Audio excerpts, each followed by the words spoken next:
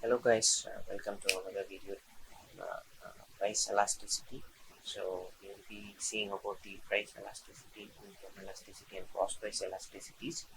So before getting into this video, why we need to study about this elasticities? Because as we all know that to estimate the demand for each and every product, we need to study the consumer behavior towards the purchasing of a particular product because it may affect the purchasing behavior of a consumer may change based on either the price of a product as well as income of the consumer as well as the price of the alternate product. So based on those criteria, there is a possibility of change in the demand for a particular commodity.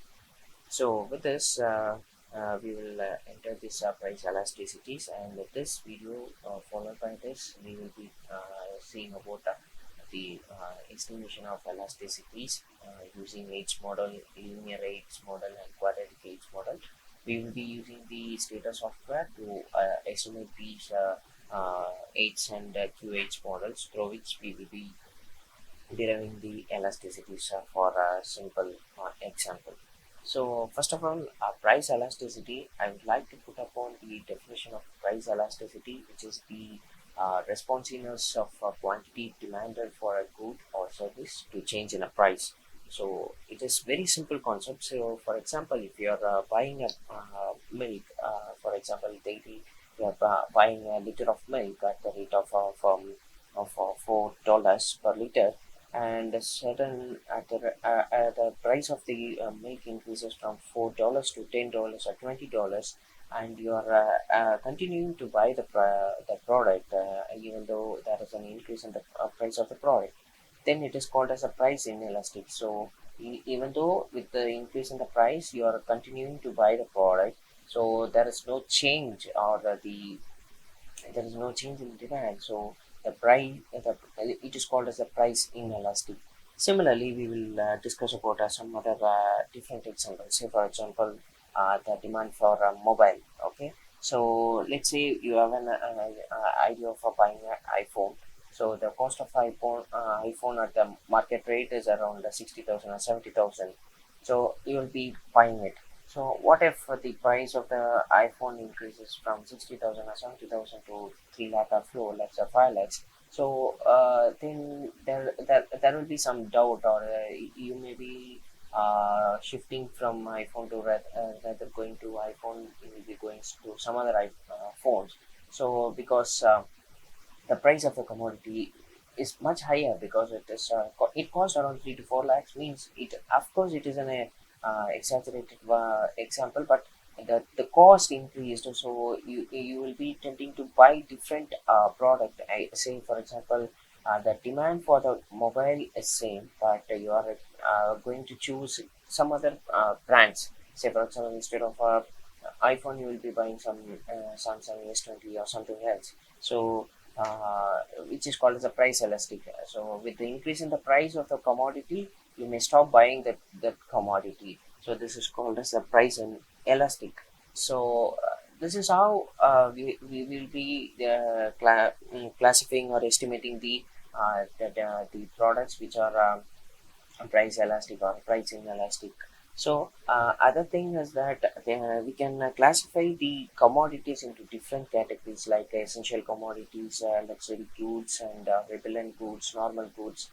So these are all the categories, or we can classify the products based on the demand for the products. Say, for example, rice, onion, milk, petrol, these are all the essential commodities. So whatever the price it increases, of course you are going to buy that commodity.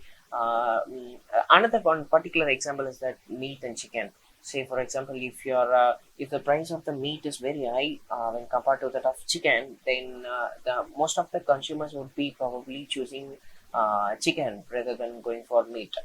So if another vice versa, if the meat price is very less when compared to that of chicken, then the demand for those commodity will be reverse. So the demand for meat will be high rather than of chicken because of its price. So this is how we will be classifying the products or the commodities based on the goods. Okay.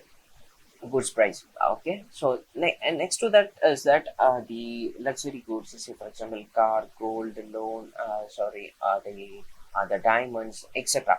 So these are all the commodities or goods which are classified under the luxury goods. So we can estimate which are all the commodities that are comes under the essential or normal goods, and which are all the commodities that can be classified under luxury goods based on the estimation of price elasticities, income elasticity, and cross price elasticity. So these three can be estimated using the quadratic aids, which is very easy in estimating those elasticities using the data.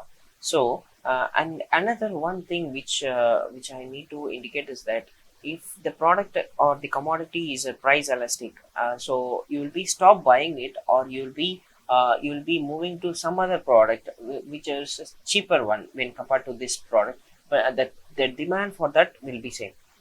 So the factors which may affect or which alters the price elasticity of a demand, we can say in different concepts, like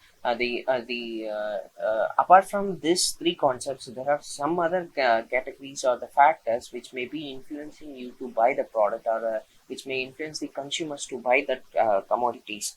So the first one is the snob effect. The snob effect is nothing but your status goes up if if you buy that a commodity.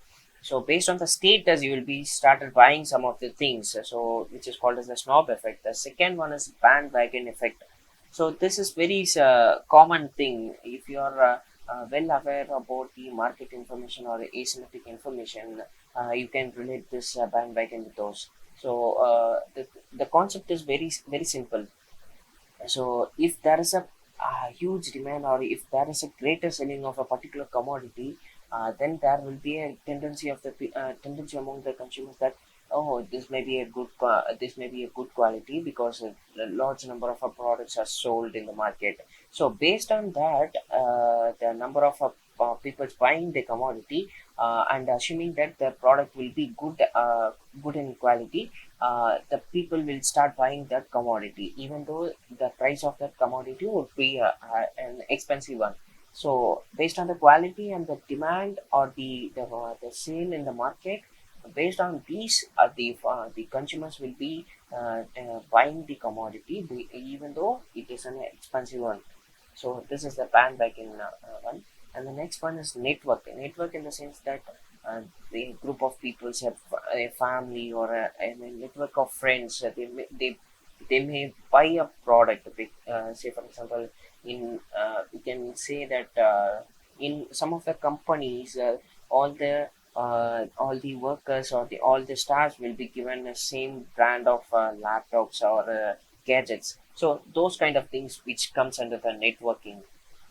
And the second and the final one is that reverse concept. So reverse concept is that there will be no logical reason behind that. So there will be no logic reason why they have bought the commodity, or why they stop buying the commodity. So some other cases is that, like because of the price of the commodity is very cheap, they would be the consumer would be thinking that the price of the commodity is less. Then of course the quality will be also less, or there will be a compromise in this quality. So based on the price of the commodity, if the price is very less, then there is a chance of not buying that commodity, assuming that the quality of the product will be less. So these are the common factors which also affects the price elasticity of a particular commodity. So with this, I like to conclude this video session, and followed by that, we will be going to estimate the demand using the linear aids and quadratic aids using Stata. So thank you for watching the video. If you have any doubts or comments, just make it in the comment box. We will be happy to receive it. Thank you.